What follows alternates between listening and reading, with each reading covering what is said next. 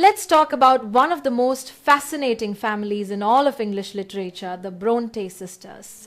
We have three of them: Charlotte, born in 1816, Emily in 1818, and Anne in 1820. Their father, Patrick Brontë, was an Irish clergyman who served in Yorkshire. That location and profession have both been asked in exam. The Brontës grew up in a parsonage on the lonely moors, where the wild landscape shaped their imaginations.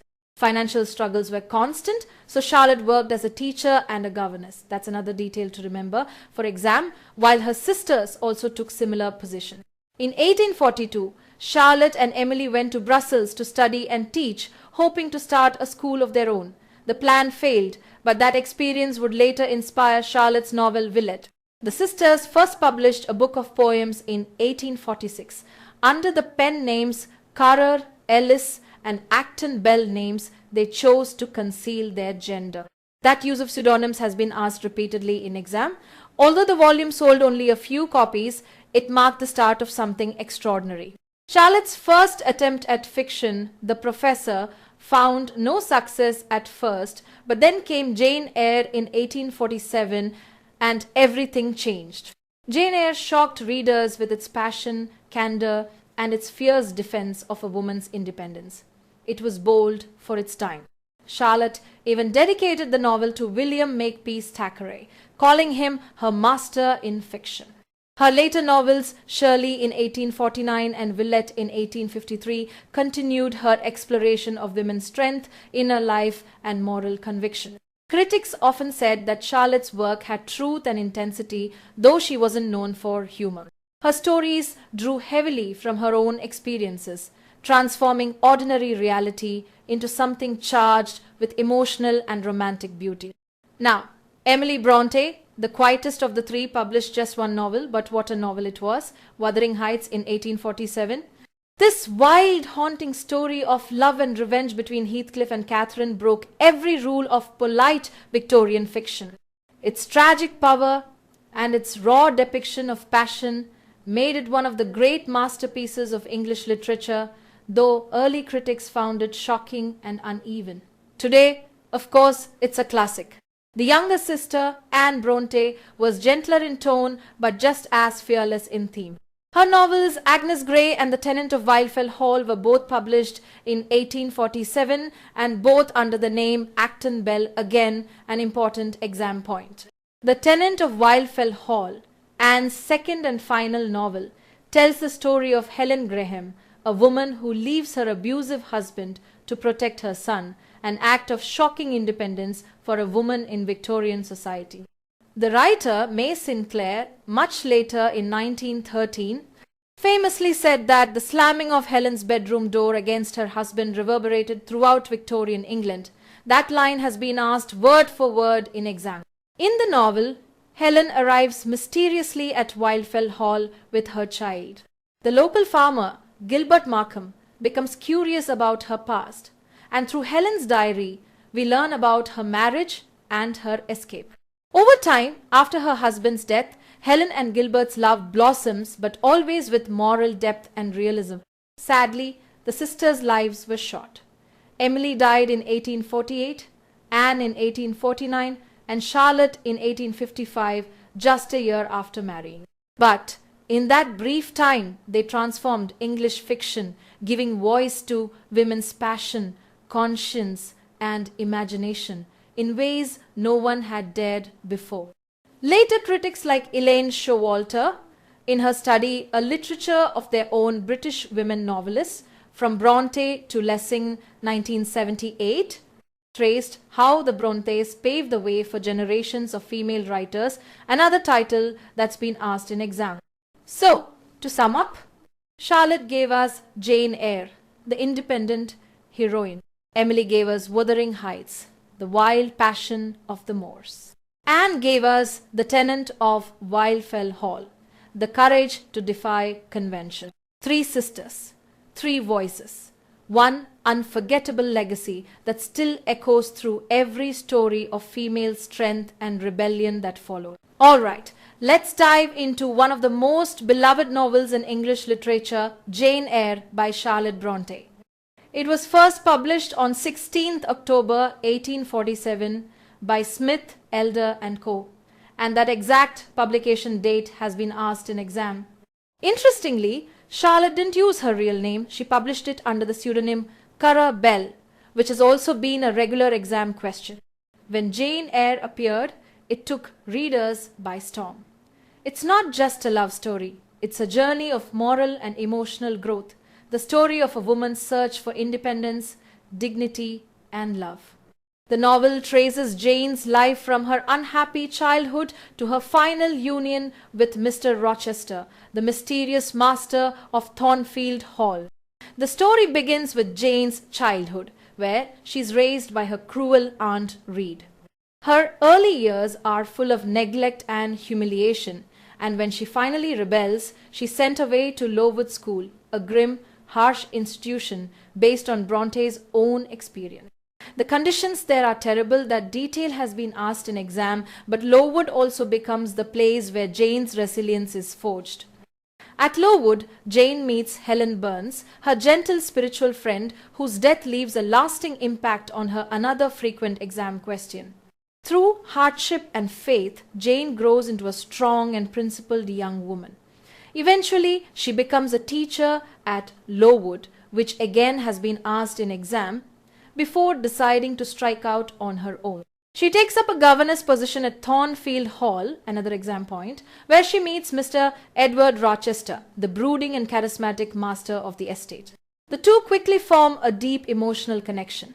Jane's intelligence and moral courage fascinate Rochester, and though he is secretive and moody, she falls deeply in love with him. But there's a mystery in Thornfield. Strange noises echo from the attic, and a sense of danger lingers. When Rochester finally proposes, Jane's happiness seems complete until the wedding day, when a shocking truth is revealed: Rochester is already married. His wife, Bertha Mason, is mentally unstable and kept hidden in the attic, one of the most famous revelations in English fiction. And yes, it's been repeatedly asked in exams. Heartbroken and unable to compromise her principles, Jane leaves Thornfield in despair. Alone and penniless, she is taken in by St. John Rivers and his sisters, another exam detail.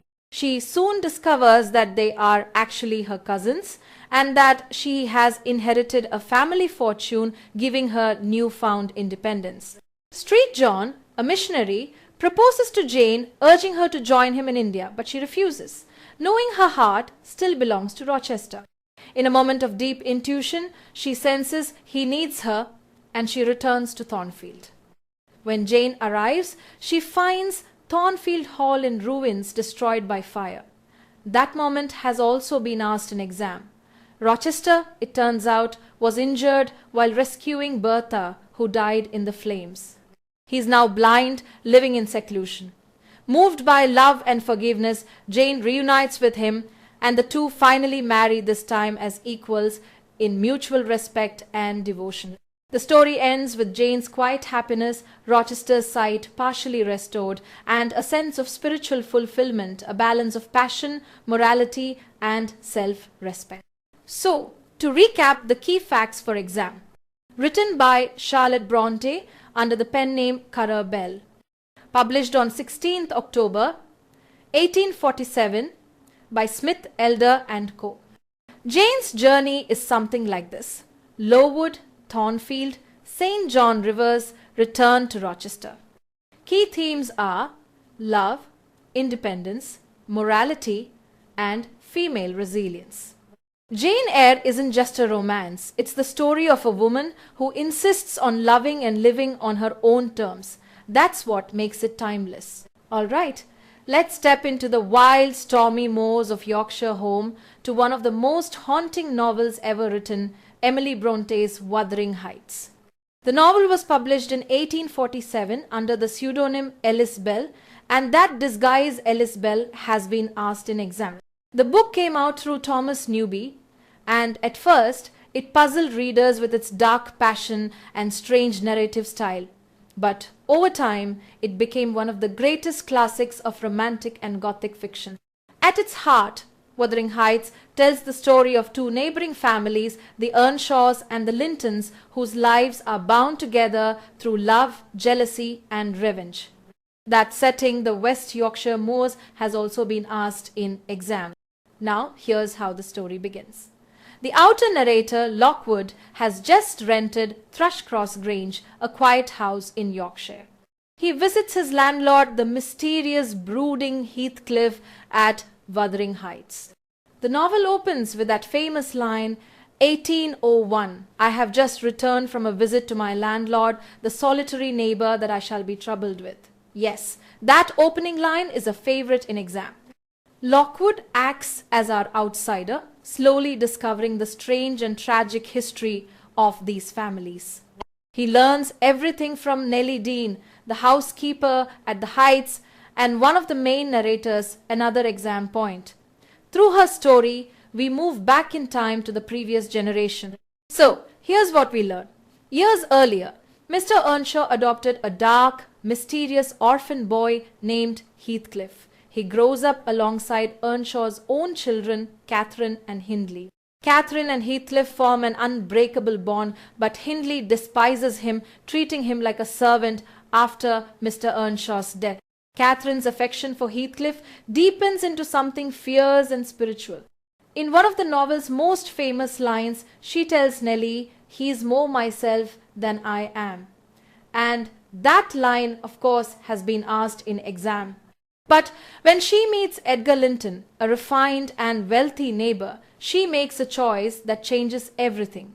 She marries Edgar for social position, even though her soul belongs to Heathcliff. Heartbroken, Heathcliff disappears.